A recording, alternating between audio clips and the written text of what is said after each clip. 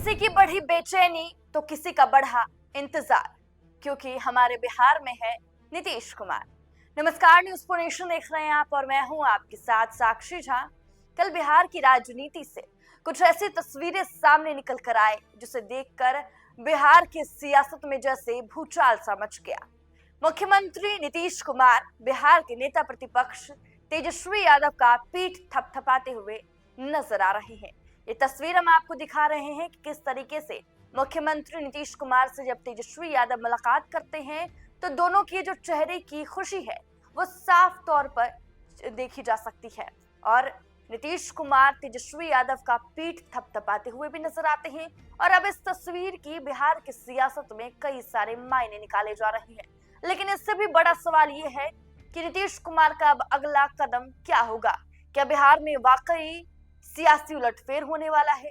क्या बिहार के मुख्यमंत्री नीतीश कुमार वाकई पलटी मारने वाले हैं? क्या कुछ इनसाइड स्टोरी है, आइए हम आपको बताएंगे इस वीडियो में। बिहार की सियासी हलचल को देखते हुए इतना तो साफ हो गया है कि नीतीश कुमार देश के दोनों बड़े पॉलिटिकल अलायंस एनडीए और इंडिया के लिए जरूरी और मजबूरी बन गए हैं। वो किधर रहेंगे उन्हें तय करना है। ये भी सच है कि सीएम की कुर्सी उनके लिए सलामत रहेगी। वो एनडीए में तो स्वाभिमान के साथ ही हैं। इंडिया ब्लॉक में जाने पर भी उनके रुतबे में कोई कमी आने की संभावना दूर दूर तक नहीं दिख रही है। यही वजह है कि नीतीश कुमार के चुप होते ही भाजपा तिलमिला गई है। प्रदेश स्तर के भाजपा नेता उनकी चुप्पी के खतरे को भांपते हुए उनके ही नेतृत्व में चुनाव लड़ने का राग इन दिनों जोर शोर से अलापने लगे हैं। हाल ही में भाजपा कोर कमेटी की बैठक में शामिल होने उप मुख्यमंत्री सम्राट चौधरी दिल्ली गए थे। वहां उन्होंने दमदार अंदाज में कहा कि नीतीश कुमार सीएम थे, सीएम है और आगे भी रहेंगे।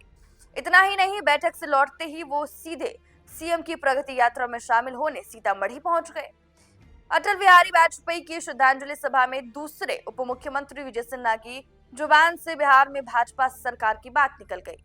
उन्होंने कहा था कि अटल जी को सच्ची श्रद्धांजलि तब होगी जब बिहार में भाजपा की सरकार बनेगी। अगले दिन ही उन्हें सफाई देनी पड़ी कि नीतीश कुमार ही अगली बार भी सीएम बनेंगे। हालांकि नीतीश कुमार की भाजपा से कथित नाराजगी का कारण केंद्रीय गृह मंत्री अमित शाह का वो बयान बताया जा रहा है जिसमें उन्होंने कहा था कि अगला सीएम संसदीय बोर्ड तय करेगा। तब से इस पर बवाल मचा हुआ है। नीतीश कुमार ने भी चुप्पी ओढ़ ली है। वहीं इंडिया ब्लॉक में शामिल हर दल को नीतीश कुमार के अगले कदम का इंतजार है। इस बीच नीतीश कुमार का दिल्ली जाकर भूतपूर्व पीएम मनमोहन सिंह के परिजनों से मिलना और जेपी नड्डा से तय मुलाकात को टालना भी रहस्य पैदा करने वाला है। इंडिया ब्लॉक की पार्टियों को लग रहा है कि नीतीश जल्द ही साथ आ जाएंगे। आरजेडी के नेता तो ऐसे उत्साहित हैं जैसे नीतीश ने एनडीए छोड़ने का फैसला सुना दिया है। खेला के आदेश आरजेडी नेता जता रहे हैं तो लालू यादव नीतीश के लिए पहले से ही दरवाजा खोल कर बैठ गए हैं। उन्होंने कहा है कि नीतीश कुमार के लिए आरजेडी का दरवाजा खुला है। नीतीश को भी अपना दरवाजा खुला रखना चाहिए। हालांकि तेजस्वी के तेवर नीतीश को लेकर अब भी सख्त हैं।